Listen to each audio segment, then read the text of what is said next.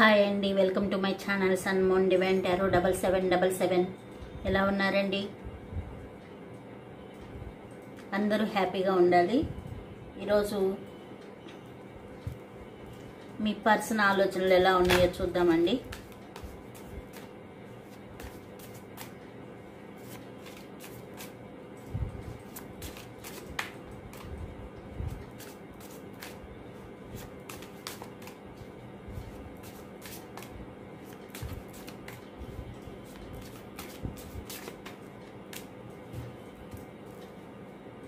Cards కలుపుతున్నప్పుడు మీ person name 3 times కానీ 5 times కానీ అనుకోండి అమ్మా.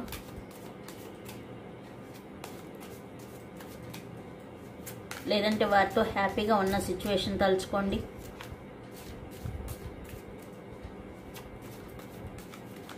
ఇది జనరల్ రీడింగ్ అండి. మీకు తగ్గ పాయింట్స్ తీసుకోండి, కాని పాయింట్స్ వదిలేయండి.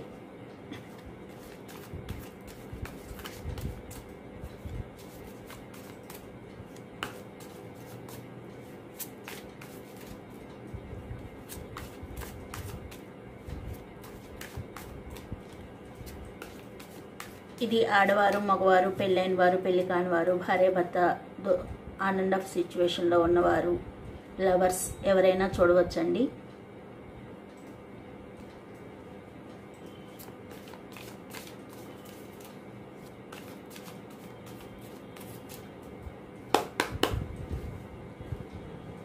ఛానల్ని సబ్స్క్రైబ్ చేసుకొని లైక్ చేస్తూ ఛానల్ని ముందుకు తీసుకెళ్తున్నారండి. మీ అందరికీ పేరు పేరున ధన్యవాదాలండి.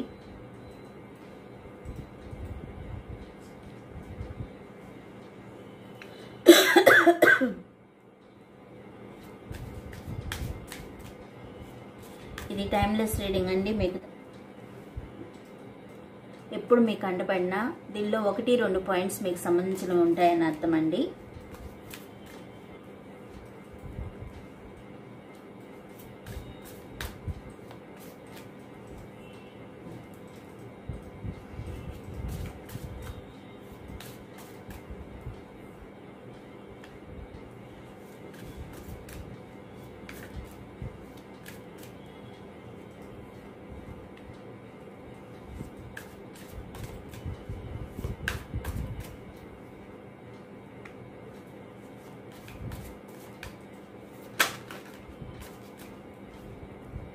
బాటమ్ ఆఫ్ ద డెక్ వచ్చి రిలీజింగ్ అండి.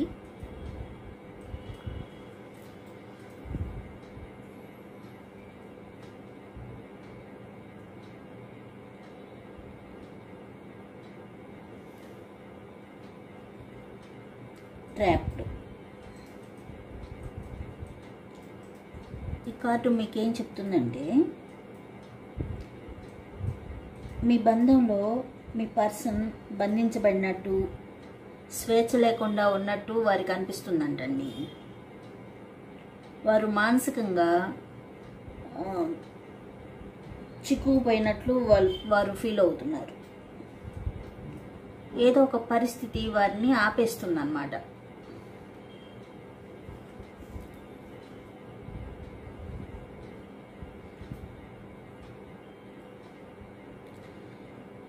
వారు ఎక్కువగా ఆలోచించటం, లేదంటే మీ పట్ల మోహం లేదా అబ్సెషన్ కనిపిస్తుందండి. మితిమీరిన అటాచ్మెంట్ చూపిస్తున్నారు మీపై. అది ప్రేమ కంటే ఎక్కువగా మానసిక పట్టుదలగా కనిపిస్తుందన్నమాట.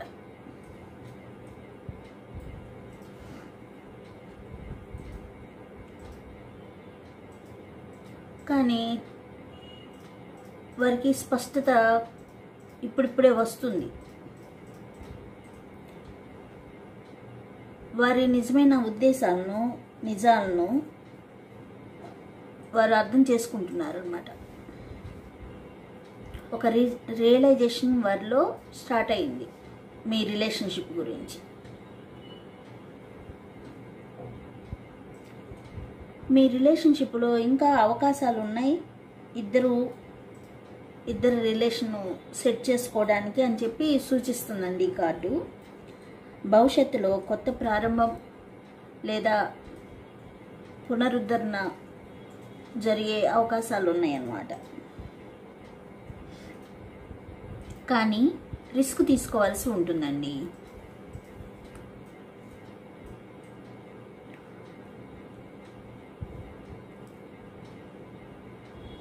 మిమ్మల్ని క్షమాపణ కోరాలని, మీతో కలిసి జీవించాలని వారు అనుకుంటున్నారు. రిస్క్ తీసుకోవాలని కోరుకుంటున్నారండి.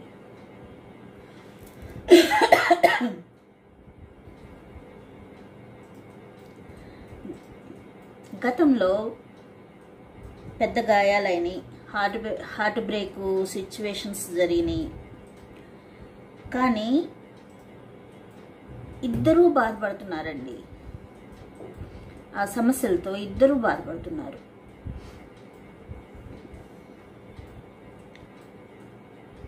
ఆ గాయాలు ఇంకా నయం కాలేదు. మానసికంగా దిగులుగా ఉన్న స్థితి కనబడుతుంది అన్నమాట.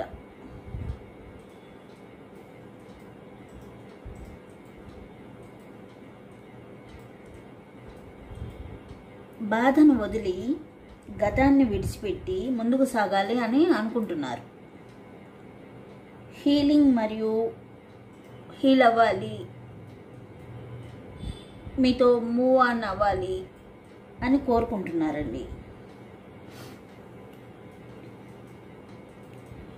ఓవరాల్గా ఈ రీడింగ్ మొత్తం చూస్తే ఈ రిలేషన్షిప్లో వారేమనుకుంటున్నారంటే చాలా గాఢంగా మీ రిలేషన్షిప్ని ఇష్టపడుతున్నారు.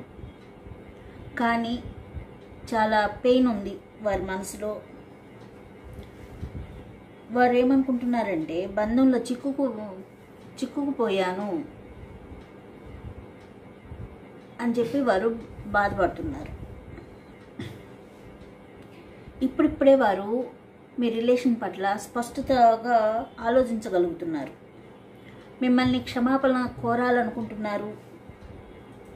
అంతర్గతంగా వారిలో ఉన్న గాయాలను హీల్ చేసుకోవాలనుకుంటున్నారు.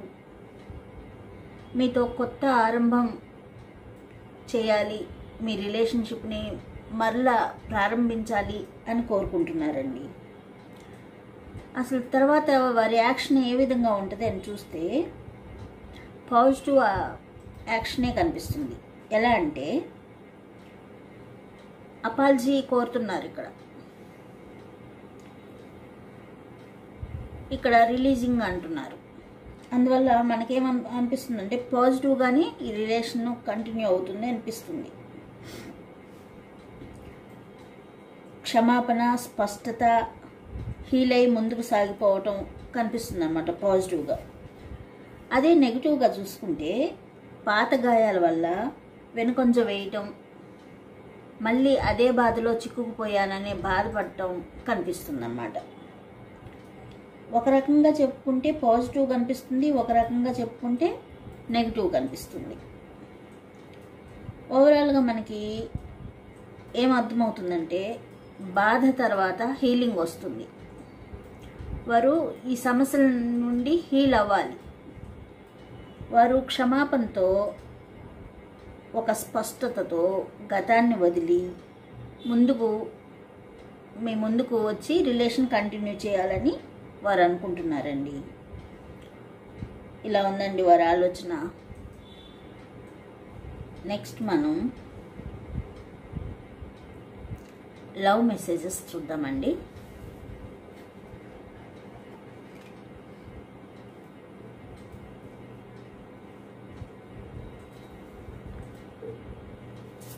లవ్ మెసేజెస్ ఏం పంపించారు చూద్దాం.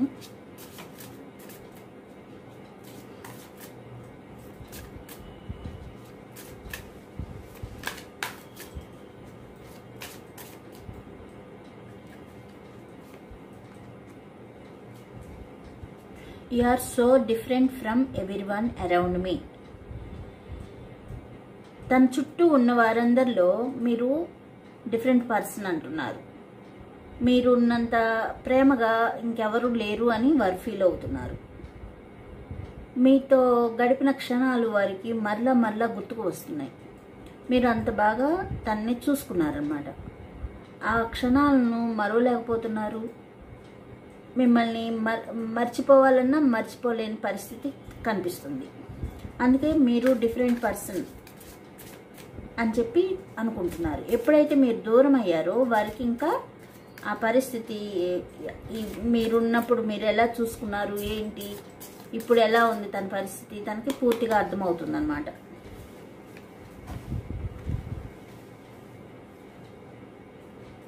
తన కోసం వెయిట్ చేయొద్దు అని చెప్పి అంటున్నారు. ఇక్కడేమో మీరు చాలా డిఫరెంట్ పర్సన్, నా చుట్టూ ఉన్న వాళ్ళకంటే మీరు స్పెషల్ అని చెప్పి అంటున్నారు. ఇక్కడేమో నా కోసం వెయిట్ చేయొద్దు అంటే తను మెంటల్ కాన్ఫ్లిక్ట్స్లో ఉన్నారన్నమాట. మెంటల్ క్లారిటీ లేదు తనలో. కాసేపు మీరు కావాలనిపిస్తుంది, కాసేపు మీకు దూరంగా ఉండాలనిపిస్తుంది. తను ఎలాంటి డెసిషన్ తీసుకోలేని పరిస్థితి కనిపిస్తుంది అన్నమాట ఇక్కడ మనకి. క్లారిటీగా ఆలోచించలేకపోతున్నారు తను.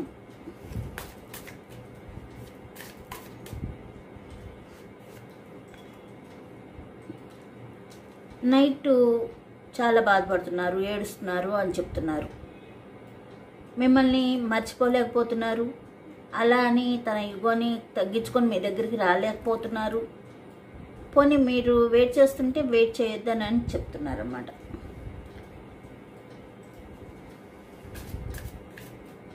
అలా ఉన్నాయండి మీ పర్సన్ ఆలోచనలు. మెసేజెస్ ద్వారా ఇలా చెప్తున్నారు. ఒక 2 కార్డ్స్ తీసుకుందామండి.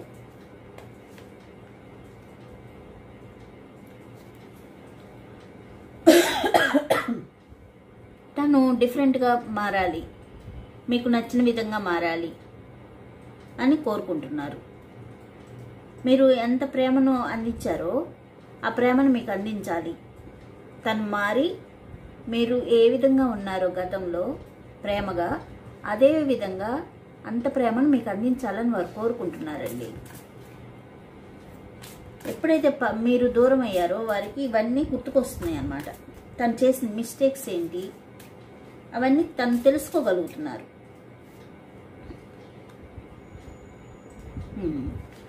What do you see in మీ?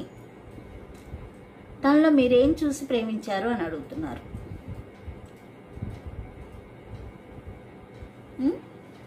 మీరేం చూసి ప్రేమించారు తనని? అది వివాహ బంధానికి ఉన్న ప్రత్యేకత కదా. వివాహ బంధం అంటే అదే. బాటమ్ ఆఫ్ ద డెక్ వచ్చి why do I feel this way? ఎందుకు ఇంత బాధపడుతున్నాను నేను? ఎందుకు మీ గురించి ఈ విధంగా ఆలోచిస్తున్నాను? ఎందుకు నేను మిమ్మల్ని మర్చిపోలేకపోతున్నాను? మిమ్మల్ని ఎందుకు నేను వదిలేయలేకపోతున్నాను? ఇవన్నీ వారు ఆలోచించుకుంటున్నారు అన్నమాట. అవన్నీ గుర్తుకొచ్చి తను స్ట్రగుల్ అవుతున్నారు. ఈ టైంలో తనకి తన తప్పులు తనకు అర్థమవుతాయి. ఎప్పుడైతే మీరు దూరం అయ్యారో మీరున్నప్పుడు ఎలా చూసుకున్నారు, ఇప్పుడు తన పరిస్థితి ఏంటి, ఇవన్నీ తనకి అర్థమవుతున్నాయండి. అందువల్ల వారు ఈ విధంగా అనుకుంటున్నారు. ఇదండి ఈరోజు రీడింగ్. మీకు నచ్చినట్లయితే సబ్స్క్రైబ్ చేసుకోండి, లైక్ చేయండి. Thank you.